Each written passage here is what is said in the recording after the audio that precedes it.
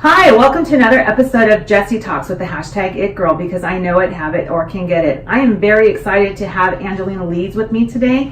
Angelina is the founder of Leeds Real Estate Group in Pleasanton, and she is an active broker doing commercial real estate in the Greater Bay Area. So welcome, Angelina. Thank you for having me. So I'm super excited to have you because when I met you and I realized that you established your own brokerage firm, I was instantly a fan. So thank you. Walk us through that transition of working with the bigger houses and then establishing your own firm.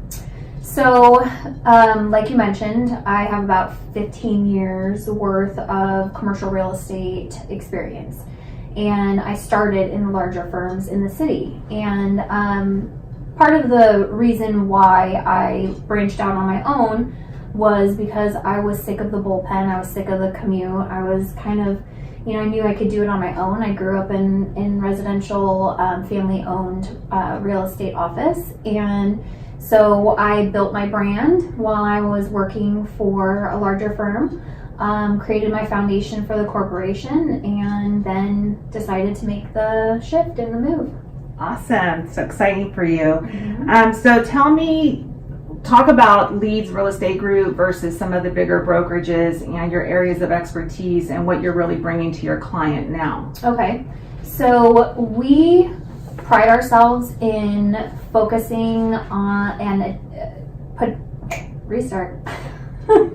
Okay, so we focus on assisting the everyday investor, so an individual like you or I, throughout all of their transaction needs. And by being client-centric, we're able to pair the investor with the right property and not kind of shove a property type down their throat and say, this is what you want, this is what you need. No, we look at their investment goals and we pair them with the right property. That's excellent. I love that. And so who is your ideal client? Are you working with big REITs? Who are you working with? Well, I come from that corporate environment. So yes, I do work with corporations. I do work with large investors who have very large portfolios.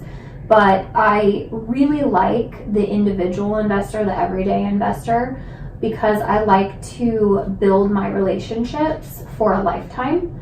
And I feel that they are loyal to me. And so by getting to know them individually, they stay with me for life. Excellent. And do you find that you get a lot of referrals? I do. I get repeat business, from the everyday investor whenever they need help. But I also have built a network of residential agents as well, by training them and helping them talk to their clients who in this area, 90% of them are CEOs or small business owners themselves looking to invest in real estate. So by networking with other brokers and other individuals like yourself in the industry, I'm able to gain those referrals, and they're extremely warm leads because you're the trusted advisor. Cool. So tell us, we're here in into quarter 2 of 2019. What are the trends that you're seeing right now in the commercial real estate market? So from a purchase and sale perspective, I'm seeing the seller expectation of 2017 where the sellers were able to get their terms or just kind of move on and not get into contract. So seller expectation was very, very high, very tight terms. Now we're seeing a shift, which is directly related to buyers asking for more deal terms in their favor, like a longer due diligence period, other terms that necessarily weren't given before. So we're seeing, and this is why I refer to it as a shift, is it's not a shift in so much the market per se, it's a shift in seller terms to more of the buyer side terms. Are you representing more buyers or more sellers? Or is it right equal? Now it's pretty equal. I mean, the buyers are always out there. The everyday investor is always on the hunt, right?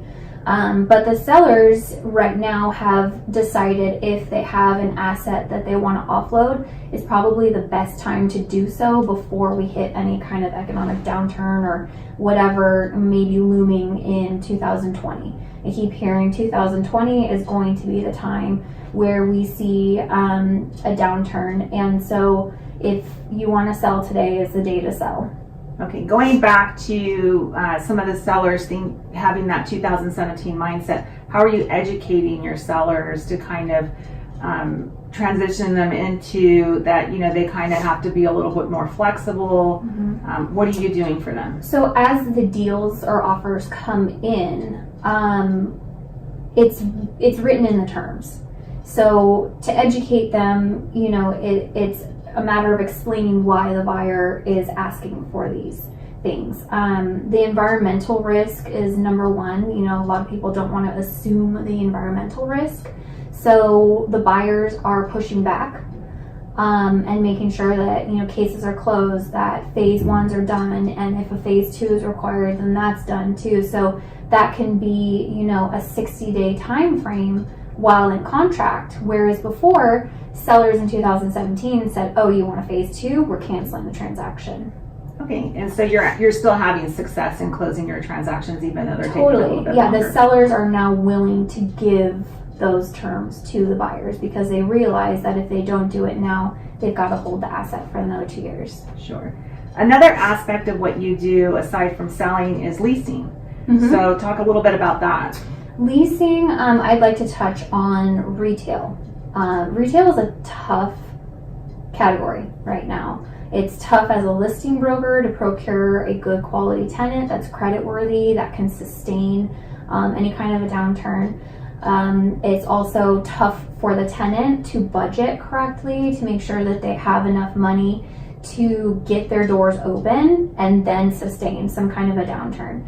So there's a gap that I'm trying to bridge, and it's extremely hard, between where the landlord wants for the rent to commence and then where the business is actually open.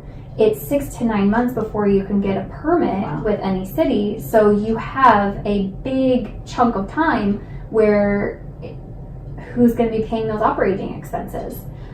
Is it the tenant, or does the landlord just have to eat them? So it's a really hard bridge to gap. Is that a negotiation that you're part of? It is my job to figure all of that out and make sure that you don't exhaust the tenant's budget and all the money that they have, because that sets them up for instant failure. What resources are available to a tenant to get their numbers in order and make sure that they have enough cash flow to get them through that gap? That's part of my process. While I'm not a financial advisor, I do ask for bank statements and other documents to see where the source of money is going to come from. And then I also ask that they provide me with a business plan. So it shows, month by month what their plan is, that they're just not going to come in and, extend their budget or spend all their budget in the first 3 months and then go, oh goodness, I forgot about the city permit fees and what that process looks like. People forget about what it costs to get through the city if you need a permit. Sure. So that's where everything is very, what I call front loaded. It's very loaded. The expenses are loaded at lease execution. You could be asked for 8 to 10 months worth of security deposit. So that's a very heavy fee, or some. And then you have your city permits. And then you have just your fixtures and, equipment that you have to buy to get open. So it's a lot of money to spend up front for the mom and pop operations. So we're kind of just seeing them migrate out of the Bay Area, but the triple net, credit-worthy tenants are the ones that are sustaining today. It sounds to me like you go in depth with your client and you give them education. Would you say that that's atypical, or is that something that's any leasing agent? It's not typical, because I come from an environment that's the friends and family funds. So I was exposed early on to many asset types, and my employers were personally invested. So they were personally responsible for not only their loss or a friend's loss, but these are personal friends of family accounts. So when you're personally tied to a property, you will do whatever it takes to make it flourish. And so I carried that mentality throughout my career.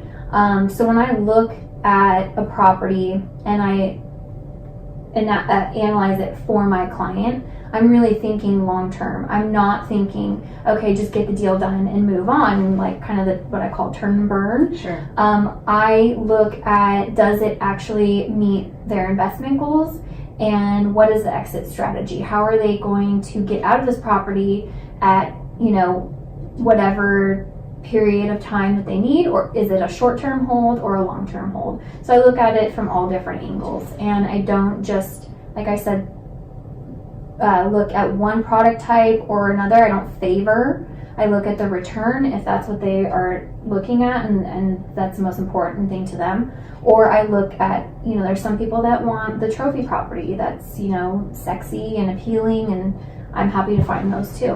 Right.